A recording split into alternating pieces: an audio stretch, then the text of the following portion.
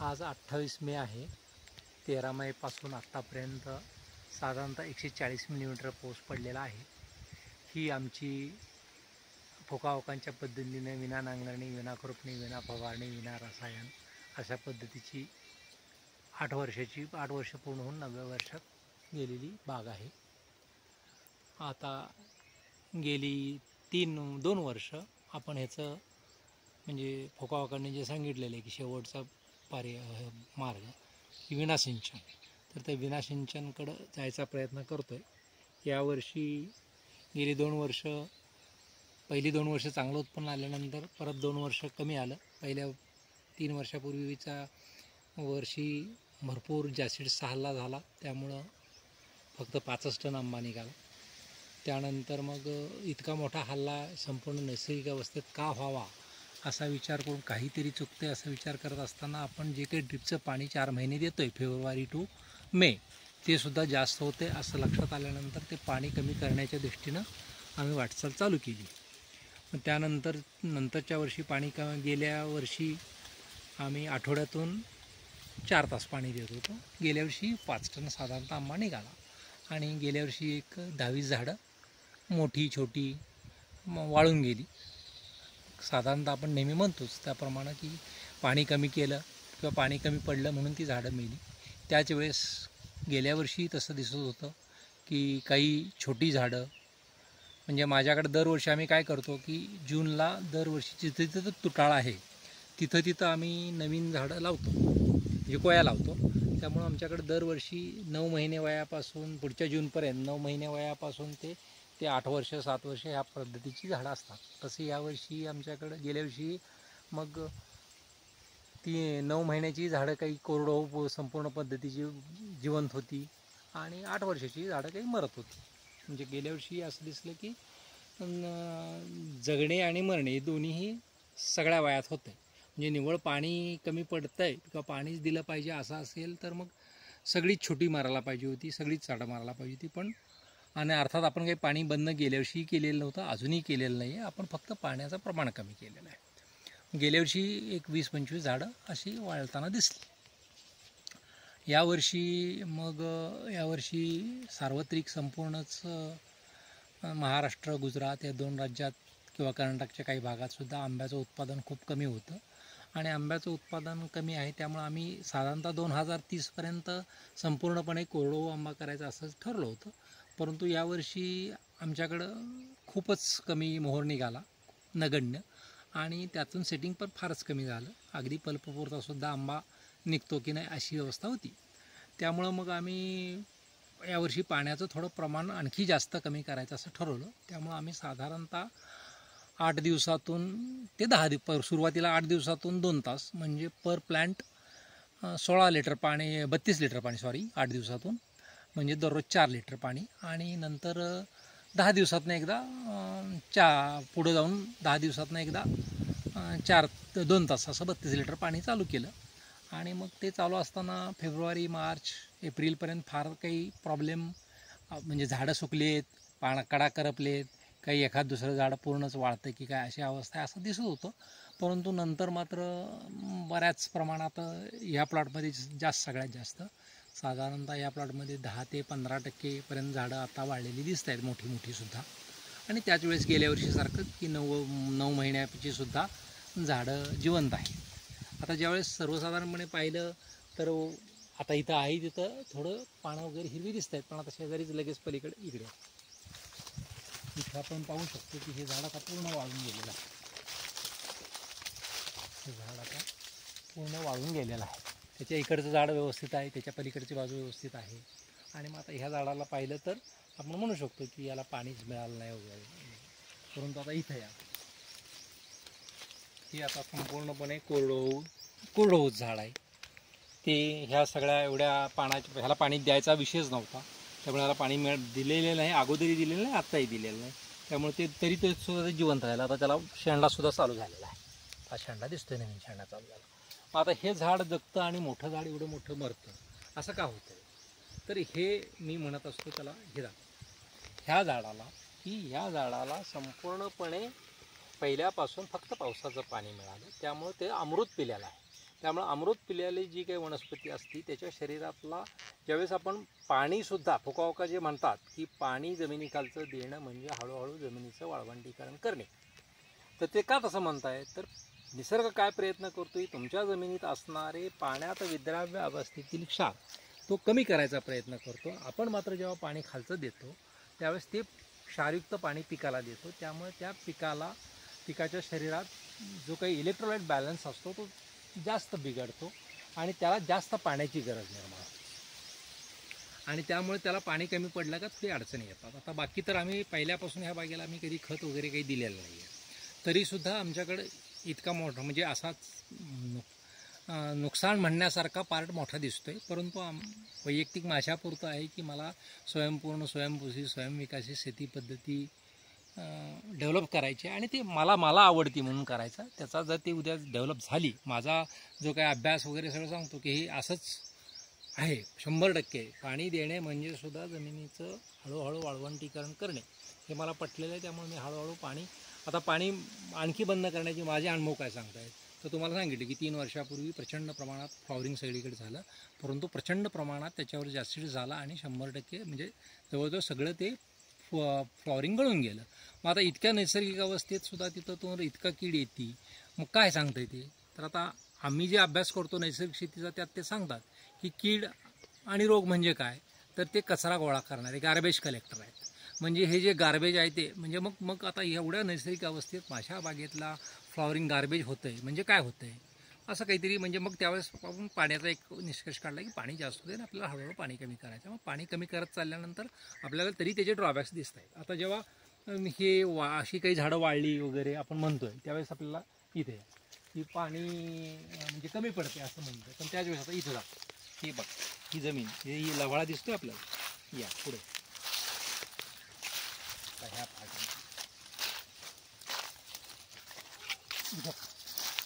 म्हणजे त्या आंब्यापर्यंत भरपूर लवाळा दिसतो. आता हा लवाळा काय सांगतोय, लवाळा साधारणतः कुठे येतो, जिथं पाणी जास्त होतं किंवा कोणत्याही कारणानं जमिनीची खालची जमीन अनएरोबिक कंडिशन्स तयार झाल्या का त्या कंडिशन सुधारण्यासाठी तिथं लवाळा येतो. लवाळाच दाखवतो.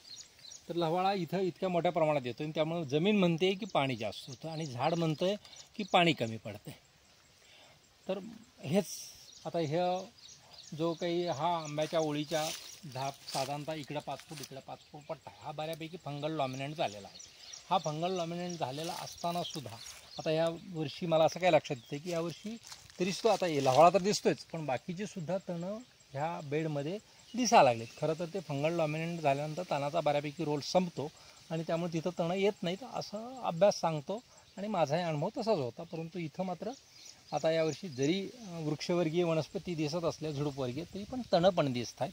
म्हणजे परत अजून काही निसर्गाचं बदललं आहे का इथलं हे विचार करावा लागेल. आणखी एक काय आता की आता ही जी नवीन फूट आहे ही सगळी जी काही नवीन फूट दिसते आता ही फूट, तर आणखी आमचा अनुभव काय आहे की साधारणतः जूनमध्ये जेव्हा पहिल्यांदा आंब्याला पाऊस पडल्यानंतर वातावरण बदलल्यानंतर फूट चालू झाली का पहिली 2 वर्ष आमच्याकडे काही फारसा प्रॉब्लेम जाणवला नाही, पण नंतर मात्र अगदी मोठ्या प्रमाणात ते पानं कट करणारा एक किडा असतो. तो काय करतो, तो पान असा इथून असं शिरे कट करतो आणि त्यातून ते शिरेतून मग ते अन्नरस पितो. आता ही झाडं मी या झाडाखालची ही आता एक 4 पानं आहेत साधारणतः. ही 4 पानं अशी कट केलेली आहेत की ही 5 पानं आहेत बघा. ही जी शेत म्हणजे ही कट करून खाली पडली आहेत. परंतु हा प्रकार मग पहिल्या 2 वर्षानंतर फार मोठ्या प्रमाणात वाढत चालला. इतक्या मोठ्या प्रमाणात वाढत चालला की अरे आंबा लावून आपण काही चूक करतो की काय असं वाटायला लागलं की निसर्ग नको म्हणतोय का आंबा लावायला. परंतु मग हळूहळू मग जसजसं हे त्याची मित्रकीड त्याला खाणारी शत्रुकीड तयार झाली म्हणा, म्हणजे ज्याला आपण मित्रकीड म्हणतो ती, किंवा झाडाचा नैसर्गिकतेकडे झाडं जास्त जात चालली, तसं हा प्रमाण जवळजवळ गेली 2 वर्ष अगदी नगण्य झालेलं आहे. तर गेल्या वर्षी फारसं नव्हतं, यावर्षी तर आता ही एवढीच मला 5 मी संपूर्ण बागेतनं अजून सारखा फिरत असतो परंतु मला कुठेही दिसलं नाही. चांगली एवढी मोठ्या प्रमाणात चांगली सर्वत्र वाढ दिसत असताना ही कीड मात्र अजिबात दिसत नाही. हा पाणी कमी केल्याचा परिणाम आहे असं माझं म्हणणं आहे.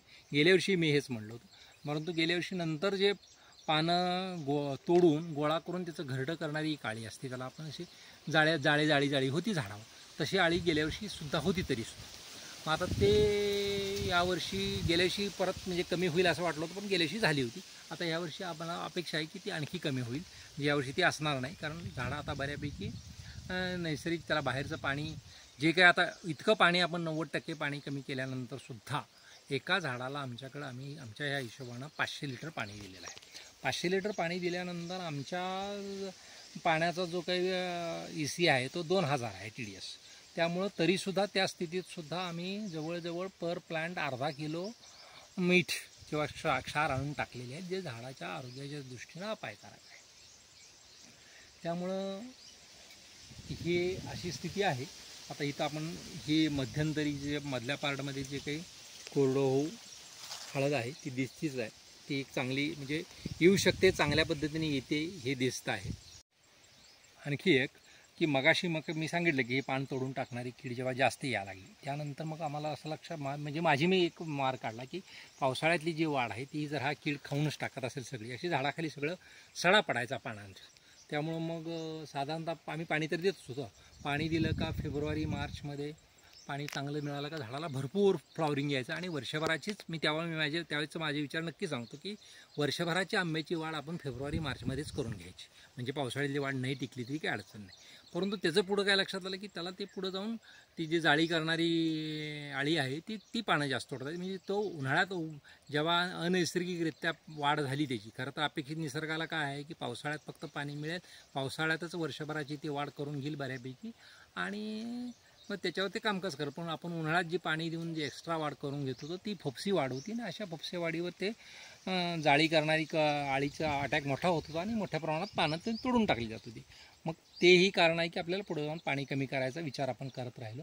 आता ती गेल्या वर्षी कमी झाली पण अजून काही गेलेली नाही, पण ही तोडणारी पानं मात्र आता बऱ्यापैकी संपले आहे असं म्हणण्याच्या अवस्थेत आहे. त्याचं काय होतं आपण पुढं बघूच. हा आमचा दुसरा त्या प्लॉटबरोबरचाच प्लॉट आहे, परंतु हा अतिघन लागवडीचे, त्यात 500 झाडात एकरी, त्यात 1000 झाड आहेत. आणि ह्या प्लॉटमध्ये मग हे प्लॉटमध्ये त्याच्यासारखंच पर प्लांट 16 लिटर पाणी पडतं. त्यामुळे इथेही 32 पडले त्याच हिशोबात, परंतु एकरावर गेलं तर तिथं त्यापेक्षा दुप्पट पाणी पडतं. अर्थात झाडंही इथं दुप्पट आहे. ह्या प्लॉटमध्ये थोडंसं त्याच्या म्हणजे मायक्रोक्लायमेट झाडं जवळ असल्यामुळं मायक्रोक्लायमेट जास्त तयार होते. फंगल डॉमिनेंट जमीनसुद्धा संपूर्ण झालेली आहे. त्यामुळे इथं तो पाणी कमी केल्यानंतर जो काही प्रॉब्लेम तिकडे जेवढा जास्त दिसतो त्यापेक्षा इथं कमी आहे. आता परंतु पूर्वी जेव्हा आपण पाणी तासावर सोडायचं, त्यामुळे ह्या प्लॉटला पाणी एकरावर काढलं तर पाणी जास्त पडायचं. त्यामुळे ह्या प्लॉटमध्ये आम्हाला पूर्वी मगाशी एक सांगायचं राहिलं की पाणी जादा दिल्यानंतर काय त्याचे ड्रॉबॅक्स असतात. तर आम्हाला लक्षात आलं तेव्हा की जिथं पाणी जेवढं पाणी जादा देईल तेवढं ते खोड असं फोपसं होतं, 2 पेशीच्या मध्ये त्याच्या अंतर जास्त राहतं आणि त्याला स्टेम बोरर हा मोठ्या प्रमाणात लागतो आणि त्या कारणानं सुद्धा झाडं आंब्याची झाडं मारायचं मोठं प्रमाण चालू होतं. आणि मग सुरुवातीच्या काळात तर आम्ही पहिली 3 वर्ष तर सर्वायवल ऑफ फिटेस्ट ह्या न्यायानं जे अशक्त बीज पुढे जाता नाही म्हणून निसर्ग जे संपवायचा प्रयत्न करतोय, त्यामुळं काही अशी झाडं आम्ही त्याची खोडकीड मारत पण नव्हतो, पकडत पण नव्हतो. औषधोपचार तर करायचा काही विषयच नाही. परंतु 3 वर्षानंतर जेव्हा मोठी झाडं मारायला लागली तेव्हापासून तो मारायला चालू केल्यानंतर आमच्या लक्षात आलं की जिथं पाणी जास्त पडून जास्त वेगानं वाढ होती तिथं तो स्टेम बोरर जास्त आहे. त्यामुळे ह्या प्लॉटमध्ये आम्हाला स्टेम बोरर जास्त दिसत होतं. आता या प्लॉटला ह्या झाडाला आपण पाहू शकतो की हे संपूर्ण स्टेम बोररनं खराब केलेलं आहे. आता तो कवर झालेला आहे, तरी ते झाड वीक झालेलं आहे आणि हे आता असं फुटायला लागलेलं आहे. ह्या प्लॉटमध्ये मगाशी सारखंच आणखी एक काय लक्षात आलेलं आहे की जमिनीवर यावर्षी तणाचं प्रमाण इथं जादा दिसते. इथंसुद्धा मगाशी म्हटलो तसं आता इथं आपण पाहू शकतो की जेव्हा मोठी ते आंब्याचं रोपटं नैसर्गिकरित्या उगवलेलं ते कोरडवाहू आहे, ते जिवंत आहे, हे जिवंत आहे. आता एखादा असं मेल आहे पण नाही असं नाही, परंतु जिवंत पण आहेत, पण जिवंत आहेतच. आणि बाकीचं आता हे झाड पूर्ण खराब झाल्यासारखं झालं होतं, आता हे फुटतं. हे आंब्याचं झाड वरती वाढलं होतं, इथं ते खालून फुटायला लागलेलं आहे. आता हे झाड पूर्ण आता वरचं संपूर्ण वाळून गेलं हे स्टेमबोरामुळे इथून पुढं, तर ती तिथून आता खाली फुटलंय असं नवीन तयार होईल. इथंही जेव्हा पाणी कमी केल्याचे दुष्परिणाम आपण म्हणतो त्याच वेळेस आता इथेही आपण पाहू शकतो ही ह्या भागात आता उलावाळा उगवायला लागलेला आहे. आलावाळा संपूर्ण इथं उगवलेला आहे. याही प्लॉटमध्ये एवढी तणं दरवर्षी येत नव्हती, यावर्षी तणांचं प्रमाणही वाढलेलं आहे. निसर्ग काहीतरी सांगायचा प्रयत्न करतो किंवा त्याची तो मुळात निसर्गाचा प्रयत्न नेहमी सृष्टीचं सृजन करणे हाच असतो. फक्त आपण आपल्या हिशोबानं त्याचा अर्थ लावायचा प्रयत्न करतो किंवा फायदे तोटे या हिशोबात बघून ते बरोबर चूक म्हणत राहतो. ह्याही प्लॉटमध्ये पानं भरपूर आल्यानंतरसुद्धा पान तोडून टाकणाऱ्या किडीचा कोठीही अजिबात म्हणजे अस्तित्वसुद्धा जाणवत नाही अशी स्थिती आहे.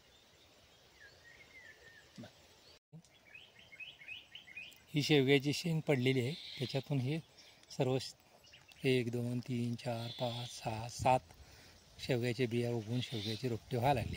ह्या प्लॉटमध्ये आणखी एक काय लक्षात येतं आहे की आमच्याकडं कधी इथं आमच्या ह्या शेतात आमच्याकडं कधी हा कशाचा आहे एरंड आम्ही लावलेला पीक घेतलेला आठवतच नाही, परंतु तो गेले 25-30 वर्ष अधूनमधून तो एरंड गायब होतो, परत नवीन उगवतो असं होतं.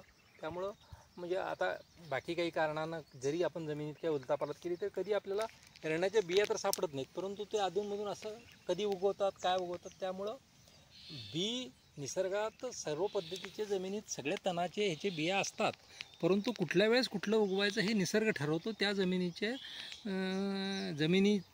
सृजन करण्यासाठी ज्याची गरज आहे तेच उगवत असतं. ह्या गोष्टी प्रत्यय देत असतात. संपूर्णपणे नैसर्गिक शेती करणे ह्या ध्येयानं वाटचाल करत असताना सीताफळ असेल, आंबा असेल, बाकीचे विविध पिकं असतील, ह्या सगळ्यात मला सगळ्यात जास्त जर उत्तम कशानं रिझल्ट दिला आहे तर तो 1 नंबर म्हणजे हे चेरीचं झाड. हे गेले 2 वर्ष 100% कोरडवाहू आहे. पावसाच्या पाणी सोन्याला पाणी कुठलंही देत नाही, परंतु ते आता सीताफळसुद्धा आमचं आहे, परंतु सीताफळ अजून माझं उत्पादनक्षम नाही आहे. परंतु हे चेरीचं झाड मात्र परदेशी असून हे असून नवीन असून आपल्या हवामानात मात्र कोरडो एक तर पहिलं जे काही थोडंफार पाणी दिलं त्यामुळे त्याची वाढ चांगली झाली. वाढ चांगली झाल्यानंतर त्याचं पाणी बंद केलं तरी त्याला अजिबात शॉक बसत नाही आहे. आता बघा इथं हे असं फांद्या वाढलेत, असं प्रकार शेंडेसुद्धा थोडीशी 1-2च दिसत आहेत किंवा कुठेतरी अगदी नगण्य म्हणजे 1-2% सुद्धा नाही आहेत, पण बाकी म्हणजे असं संपूर्ण शेंड्यापर्यंत ते नकशकांत फुटलेलं आहे. फ्लॉवरिंग सुरू झालेलं आहे. अतिशय उत्तम पद्धतीनं उत्पादन देतं. गेल्या वर्षी आम्ही भरपूर चेरी एक झाड असून सुद्धा खाल्लेलं आहे. त्याच वेळेस आता इथे या हे अंजीर आता म्हणजे मुळात सगळ्याच कोणत्याही वनस्पती ह्या फक्त पावसाच्या पाण्यावर जगणाऱ्या आहेत, पावसाच्या पाण्यावरच होत असतं. आता हे मात्र अजून हे फुटतील, परंतु अजूनही म्हणजे ते फुटल्याच्या अवस्थेत नाही आहे. त्या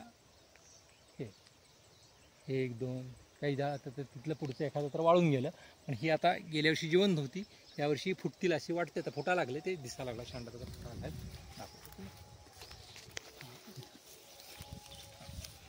हे आता शेंडा फुटलेला आहे, हा फुटलाय म्हणजे फुटतंय, परंतु हेही अजून तसं उत्पादनक्षम होत नाही आहे.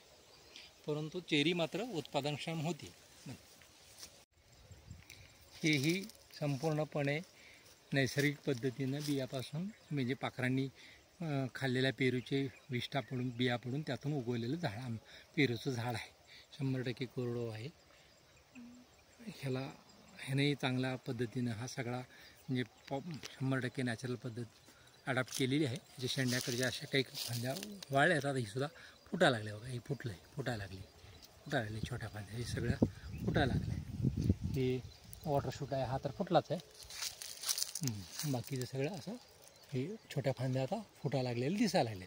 म्हणजे हे झाड फक्त आता याला पेरू किती लागत आहेत काय माहीत नाही मला. आज तर गेल्या वर्षी फारसे काही पेरू खाल्लेले आठवत नाहीत, 1-2च लागलेले दिसले, परंतु जगलंय तरी व्यवस्थित. एवढं म्हणजे वाढतंय जगतंय व्यवस्थित हे दिसतंय. आता कढीपत्ता, हे शेजारचं बेलाचं झाड, हे कढीपत्त्याचं झाड आहे, हे बेलाचं आहे. त्याच्या पलीकडे एक बेल आहे आणि इथं मागं चंदनाचं झाड आहे. हे आपण मागे एक स्पेशल व्हिडिओ केला होता की मानवी सिंचनाचे दुष्परिणाम आहेत. त्यात आपण सांगितलं होतं की ही झाडं गेली कित्येक वर्ष पावसाच्या पाण्यावर होती. तो काही व्यवस्थित चाललं होतं सगळं कामकाज, परंतु गेल्या वर्षी आम्ही जी आंब्याची रोपं ती एका ठिकाणी तिथं ठेवली आणि त्या रोपांना पाणी 2000 TDSचं पाणी भरपूर पाणी दिलं. त्यानंतर जे काही ह्या झाडांना शरीरात क्षाराने प्रवेश केला त्या पाण्याच्या रूपातनं, त्यामुळे हे झाडं फेब्रुवारीमध्येच 100% करपून गेली होती पाण्याची. आता परत फुटायला लागलेलं आहे, परंतु त्यावेळेस त्याला त्या पाण्याचा पाणी दिल्यानंतर आणि पुन्हा बंद केल्यानंतर ह्या दोन्हीचाही शॉक त्यात बसला होता. आपण जे म्हणतोय की कोरडवाहू शेती करायची का, तर पावसाचं पाणी मिळाल्यानंतर पावसाचं पाणी फक्त अमृत आहे आणि त्या अमृत पिलेलं वनस्पती कधीही मरत नाही. आता आपण ह्याचाही व्हिडिओ केला होता की ह्या प्लास्टरच्या ओबडधोबड प्लास्टरच्या हौदाच्या जुन्या भिंतीवर आहे. हौदात पाणी बंद करून 3-4 वर्ष झाली, तरीसुद्धा ही कडुलिंब उगवला होता, हा जिवंत आहे. हे उंबर ही जिवंत आहे. आता हे पण उंबर उगवलं होतं. हे उंबर आज तर काही फुटलेलं नाही आहे, कदाचित वाळलेलं असू शकतं किंवा फुटूही शकतं. ह्यालासुद्धा हे उंबराला मला नक्की आठवतं आहे की फेब्रुवारीपर्यंत ह्याला वरती 2 पानं जिवंत होते, म्हणजे फेब्रुवारीपर्यंतसुद्धाही जिवंत होतं. त्यामुळं म्हणजे ही 3 उंबराची झाडं होती, त्यातली एक जिवंत आहे. हे कडुलिंबही जिवंत आहे. मग आता याला किती पाणी कधी मिळालं, एवढ्या हार्श वातावरणात जेव्हा टेम्परेचर वाढतं, जमीन हे होतं, हवेतलं पाणी संपतं, जमिनीतलं पाणी ह्याला भिंतीत तर पाणी राहायचं काही कारणच नाही आहे, तरी ते जिवंत आहे. त्याचवेळेस आता इथेही आपण पाहू शकतो हे शेवाळ जिवंत परत, म्हणजे ते वाळून परत आता पावसात जिवंत झाले म्हणा किंवा झोपेतनं जागा झाला, म्हणजे डॉर्मन्सीतनं बाहेर आलं. पण हे कडुलिंब आणि हे मात्र सांगतायत की पावसाचे फक्त पाणी असेल तर त्याची तो अमर आहे.